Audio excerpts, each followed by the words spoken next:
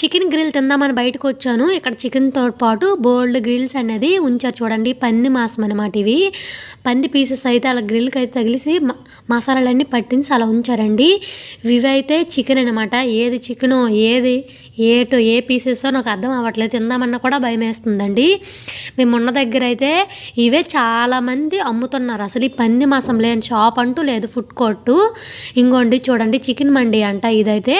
ఇదైతే చికెన్ థాలీ అంట, 200 అంట. గ్రిల్ గుచ్చిందంతా కూడాను. అవైతే బొగ్గుల మీద కాలుస్తారు. ఇదైతే చూడండి, ఇవన్నీ కూడా పకోడీ అంట.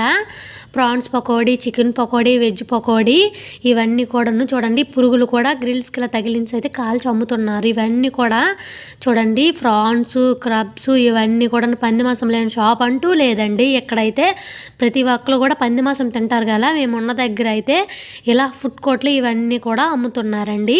ఈ వీడియో మీకు నచ్చినట్లయితే ప్లీజ్ లైక్ చేయండి, సబ్స్క్రైబ్ మై ఛానల్.